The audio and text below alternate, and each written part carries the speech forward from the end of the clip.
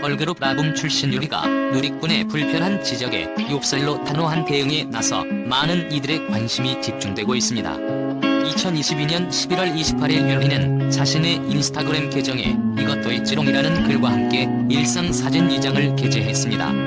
공개된 사진에는 생일을 맞아 왕관과 어깨띠를 착용하고 지인들과 함께 생일 파티를 즐기고 있는 유리가 담겨 있었습니다.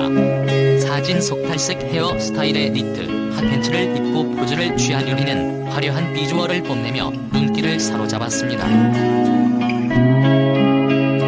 생일을 즐겁게 보내는 모습을 본 많은 누리꾼들이 댓글로 유리에게 축하의 메시지를 남긴 가운데 애들 엄마면 애들 엄마답게 하고 다니세요라며 불쾌한 심경을 드러냈습니다. 내가 예쁘게 하고 나가겠다는 데라고 댓글을 남기며 응수했습니다. 이에 유리는 애엄마다운 게 뭔데 여기 와서 직세이세요. 유리의 댓글에 욕설이 섞이기는 했으나 다른 누리꾼들 역시 애엄마면 꾸미지도 말고 다녀야 하나 애엄마가 뭐길래 말 같지도 않은 소리 이쁘기만 한데 왜 그러지 등 댓글로 유리의 댓글에 적극적으로 동의했습니다. 해당 사건이 확산되자 각종 커뮤니티에서는 엄마는 역시 강하다, 사이다 발언, 그저 상여자, 죄송한 거 알면 말을 X하지 마라 등의 반응으로 유리의 언행에 응원을 보냈습니다.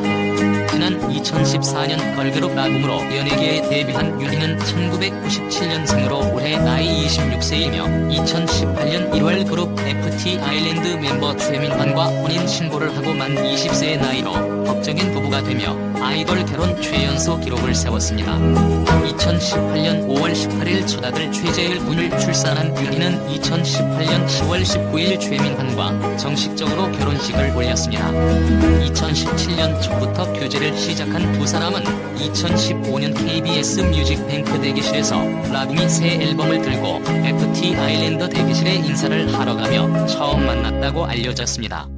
이와 관련해 유리는 2019년 4월 25일 전파를 탄 KBS 해피투게더 4출연 당시 최민환이 자신에게 전혀 관심을 보이지 않은 채 인사만 한 뒤 앨범을 받았다고 밝히며 첫 인상이 매우 차가웠으나 그 모습이 오히려 매력 있었다라고 회상했습니다.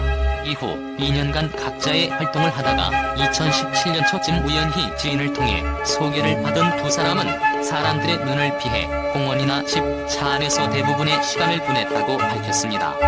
열애를 공식적으로 인정하기 전 2017년 9월 21일 유리는 자신의 페이스북 공개 계정에 우리의 생리별 10분 전 보내기 싫다고 꼼지락꼼지락 눈물 날 뻔했다고 유유. 그래도 사진으로나마 보니까 갑자기 숨통이 트이는 9만-9라는 글과 함께 최민환의 집에서 함께 누워있는 사진을 게재했습니다. 당시로부터 9일 후는 일본 투어를 갔던 최민환이 귀국일이었고 실수로 사진들을 게재한 유리는 게시글을 빠르게 삭제했으나 현직 아이돌이 대놓고 연애하는 사진을 수백만 명이 보는 SNS에 올렸기에 이 사실은 빠르게 퍼져나갔습니다. 결국 다음날인 2017년 9월 22일 두 사람의 소속사는 열애 사실을 인정했고 이후 유리는 2017년 11월 3일 그룹 라붐 패퇴의 소식을 전하면서 팬들에게 큰 충격을 안겼습니다.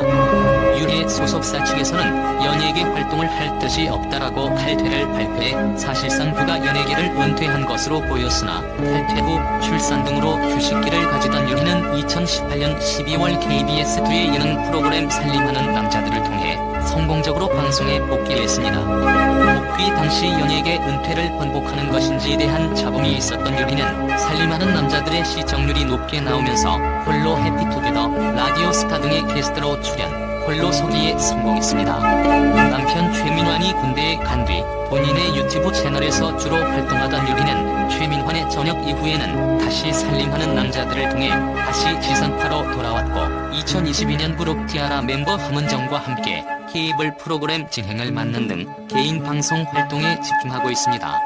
2020년 2월 11일 일란성 쌍둥이 자매 최아윤, 양과 최아린 양을 출산한 유리는 2021년 방송된 살림하는 남자들에서 최민환이 준비한 3주년 이벤트에 기뻐하면서 3주년의 아이가 셋이다. 4주년에는 넷이 되는 건 어떠냐라고 물으며 넷째에 대한 희망을 넌지시 밝혔습니다.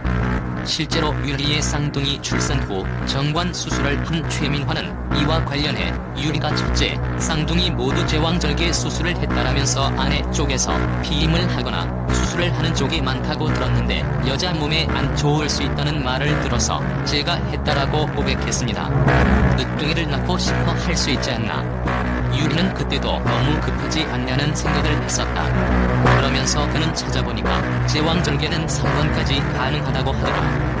오빠의 생각을 존중해주면서 내심 아쉬웠다라고 인터뷰했습니다. 나는 출산 기회가 한 번 더 남은 것이라면서 넷째에 대한 의지를 다져 남편 최민환을 당황하게 만들었습니다. 해당 회차에서는 비뇨기과를 찾은 최민환이 정관보건술에 대해 상담하는 장면이 그려지기도 했습니다. 최민환이 정관보건술의 부작용을 묻자 의사는 큰 부작용이 있는 건 아닌데 수술 후 피가 나거나 염증이 생길 수 있다.